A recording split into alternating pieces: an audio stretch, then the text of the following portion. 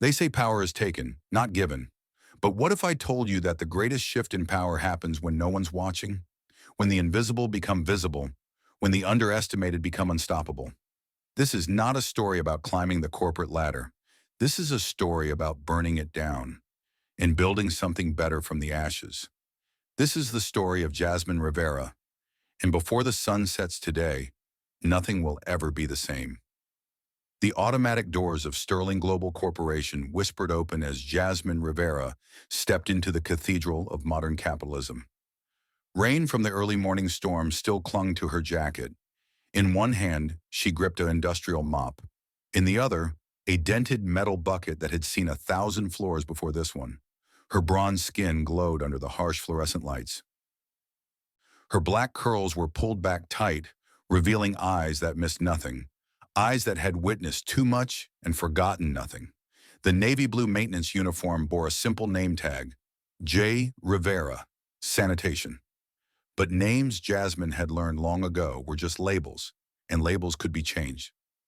If you're ready to witness what happens when the game changes hands, when those who build empires realize they never owned them at all, then subscribe now.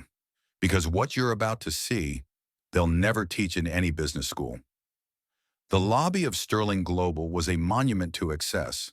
Black marble floors stretched like frozen midnight, reflecting the crystal chandeliers that hung from the vaulted ceiling like frozen constellations. The walls displayed massive portraits, the company's founders, all stern-faced men in dark suits, their eyes following visitors with silent judgment. Jasmine paused, her reflection fragmenting across the polished stone. For a moment, two versions of herself existed, the cleaning woman the world saw, and the architect of revolution that no one suspected. "Morning," she murmured to a rushing junior executive who didn't break stride, didn't even glance her way. Invisible, she thought, her lips curling into the ghost of a smile. Exactly as planned. She moved through the corridors with practiced ease, but her sharp mind was cataloging everything. The careless conversation of analysts discussing confidential mergers, the way department heads spoke to assistants with barely disguised contempt, the subtle hierarchies that played out in every interaction. Near the service elevator, two secretaries huddled over coffee. "Did you see the new maintenance worker?" one whispered, not bothering to lower her voice as Jasmine approached. "Where do they even find these people?" "Probably won't last a month," the other replied with a dismissive wave. "You know how Mr. Blackwood is about standards. One wrong move and—" She made a slicing motion across her throat. Jasmine's grip on the mop handle tightened imperceptibly, but her face remained serene, almost blank. Standard, she thought bitterly. They wouldn't know standards if it came with a Harvard degree, which coincidentally Jasmine did have, along with an MBA from Wharton, and a decade of strategic acquisitions executed with surgical precision through a network of shell companies and offshore accounts. But they didn't need to know that. Not yet. The executive floor of Sterling Global occupied the 42nd story, a glass and steel kingdom floating above the city. Jasmine wheeled her cart from the service elevator, her heart beating a calculated rhythm. This was the inner sanctum, the court of wolves. Through the transparent walls of the main conference room, she could see them, the Executive Leadership Council. 5 men who believed themselves untouchable. At the head of the table sat Marcus Blackwood, CEO, tyrant, and the face of Sterling Global. His silver temples and custom Brioni suit screamed authority. His smile suggested he'd never heard the word no and wouldn't recognize it if he did. To his right, Vincent Chen, CFO, known throughout the company as the Cleaver for his ruthless approach to cost-cutting. People weren't employees to Vincent. They were line items to be optimized or eliminated. Across from him, Harrison Drake, Chief Marketing Officer, whose silver tongue had spun Sterling's image into gold while hiding the rot beneath. He could sell ice to Antarctica and make you thank him for it. At the far end, Gregory Walsh, Chief Operations Officer, whose legendary temper had reduced countless employees to tears. Efficiency was his religion, and compassion was heresy. And finally, Robert Sutherland, General Counsel, the wolf in silk clothing who'd buried more scandals than the company had products. Jasmine positioned herself near the conference room window, spray bottle in hand, apparently focused on removing water spots. But she was listening. "The Martinez acquisition is nearly complete," Marcus announced, his voice dripping with satisfaction. "Another quarter, another record profit. Gentlemen, this calls for celebration." Vincent raised his whiskey glass. 10 o'clock in the morning, but who was counting? To the natural order of things, some people build empires, others— He glanced toward the window where Jasmine stood, his gaze sliding past her as if she were furniture. "Others clean them." The room erupted in laughter. Harrison leaned back, loosening his tie. "Speaking of cleaning, did anyone else notice the new janitor? I mean, they're really scraping the bottom of the barrel now, aren't they?" "Diversity hire, probably," Gregory muttered. "Some HR initiative to make us look good." "As long as she stays invisible and does her job," Marcus said dismissively. "I don't care if they hire trained monkeys. The help is the help. They come, they go. None of them matter." Robert chuckled darkly. "The best employees are the ones you never notice. Like good plumbing, you only think about it when it breaks." More laughter, more contempt dripping like poison from their lips. Jasmine's hand trembled, not with hurt, but with barely contained fury. She'd heard these conversations before. Her mother had cleaned offices like these for 30 years, coming home with aching joints and stories of casual cruelty that masqueraded as corporate culture. Her mother had taught her a crucial lesson. "Baby, they can only hurt you if you give them the power. So you take the power back. Quietly, carefully. And when they finally realize what's happened, it's already too late." "Soon, Mama," Jasmine thought, her reflection ghosting across the glass. Very soon. In the break room, Jasmine encountered Aaliyah Chen, a young analyst whose bright eyes carried shadows of exhaustion. The woman was reviewing documents, her hands trembling slightly as she flipped pages. "Long night?" Jasmine asked gently, emptying a nearby trash bin. Aaliyah looked up, startled that anyone had spoken to her. "Is it that obvious?" She managed a weak smile. "I've been here since 5 a.m. preparing for the presentation. If I mess this up—" "You won't," Jasmine said firmly. "You don't know that." Aaliyah's voice cracked. "Mr. Blackwood destroyed the last analyst who made a mistake. Destroyed him. He's working in a call center now." Jasmine paused, studying the young woman. She saw herself 8 years ago. Brilliant, capable, and terrified of men who wielded power like weapons. "Can I tell you something?" Jasmine leaned in conspiratorially. "The people who act like they're invincible, they're the most afraid.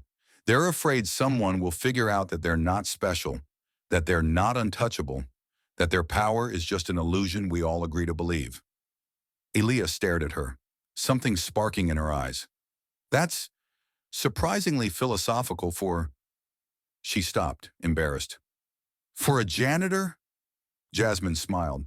"Never judge a book by its cover, or a person by their uniform." As she moved away, Aaliyah called out, "Hey, what's your name?" "Jasmine," she replied, "but you can call me Jazz." "I'm Aaliyah, and thank you, Jazz." "You're welcome," Jasmine thought. "By tomorrow, women like you won't have to be afraid anymore." The next morning arrived with unusual tension. Dark clouds gathered over the city, matching the storm about to break inside Sterling Global. Jasmine arrived at dawn, but this time she didn't stop at the janitor's closet. She rode the executive elevator directly to the 42nd floor, her maintenance uniform replaced by a tailored charcoal suit that cost more than most employees' monthly salary. Her curls fell loose around her shoulders. Her heels clicked with authority on the marble. The transformation was complete. The Executive Leadership Council had been summoned for an emergency meeting, though none of them knew why. As they filed into the conference room, confusion rippled through their ranks. "What's this about?" Vincent demanded, checking his phone irritably. "I have a call with London in 20 minutes. "Probably another one of Marcus's power plays," Harrison muttered. But Marcus looked equally confused. "I didn't call this meeting." The door opened. Jasmine Rivera walked in, followed by Patricia Morrison, Sterling Global's chief legal officer, a woman who'd been conspicuously absent from the inner circle. and for good reason. "Good morning, gentlemen," Jasmine said, her voice cutting through the confusion like a blade through silk. The room fell into stunned silence. Marcus's face contorted with recognition, then confusion, then rage. "What the hell is the cleaning woman doing in here? Security!" "I wouldn't do that," Patricia said calmly, taking a seat, "because Ms. Rivera isn't the cleaning woman. Well, she was, for exactly 3 weeks, but that was more of a research project." Jasmine placed a leather portfolio on the table, sliding it toward Marcus. "Mr. Blackwood, you should read this." His hands shook as he opened it. The color drained from his face like water from a sink. "This is impossible," he whispered. "What is it?" Vincent snatched the document. His eyes widened. "This can't be legal." "Oh, it's completely legal," Patricia confirmed. "I've spent the last 6 months ensuring every single acquisition was airtight. Ms. Rivera now controls 67% of Sterling Global Corporation's voting shares." 67%? Gregory exploded from his chair. "That's impossible. We would have known. The SEC requires disclosure of beneficial ownership," Jasmine interrupted smoothly, "which is exactly what we did. Through 17 different shell companies, 3 family trusts, and a charitable foundation. All completely legal, all completely public. You just never bothered to connect the dots." Harrison's face twisted with disbelief. "You're a janitor. How could you possibly—" "I'm not a janitor," Jasmine said coldly. "I'm a Rhodes Scholar with dual degrees in economics and business law. I'm a licensed CPA. I've spent the last 12 years building a private equity firm that specializes in hostile acquisitions of underperforming, mismanaged companies." She leaned forward, her eyes burning with controlled fire. "I'm also the daughter of Elena Rivera, who cleaned this building for 17 years before she died of a heart attack on your 4th floor. Security found her 6 hours later. None of you even knew her name." The silence was deafening. "My mother told me stories," Jasmine continued, her voice dropping to something dangerous. "Stories about executives who would drop trash on freshly mopped floors as a joke. About holiday parties where cleaning staff were told to use the service entrance because they might upset the guests. About the time she was written up for taking a sick day to attend my college graduation." Marcus found his voice. This is extortion. This is business, Mr. Blackwood." Jasmine's smile was razor sharp. "The same business you've practiced for decades. Buy low, sell high, acquire undervalued assets, maximize shareholder returns. I've simply applied those principles to Sterling Global."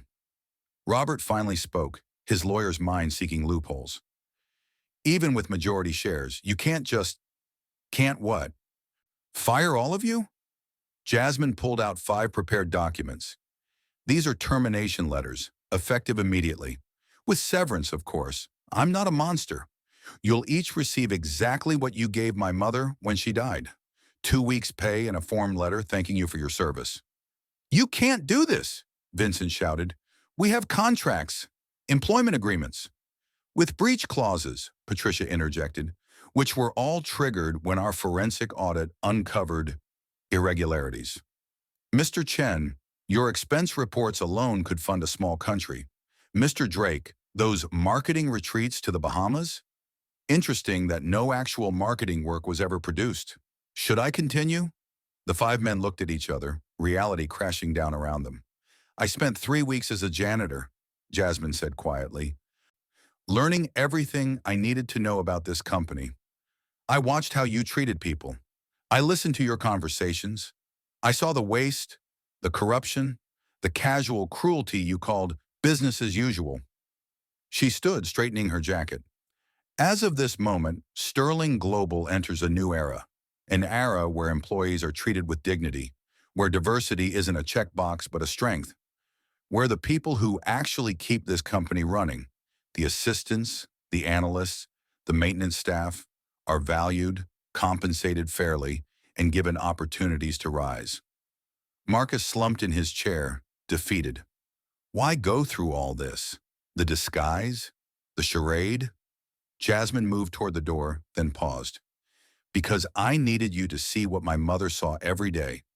I needed you to feel what it's like to be invisible, to be dismissed, to be treated like you don't matter.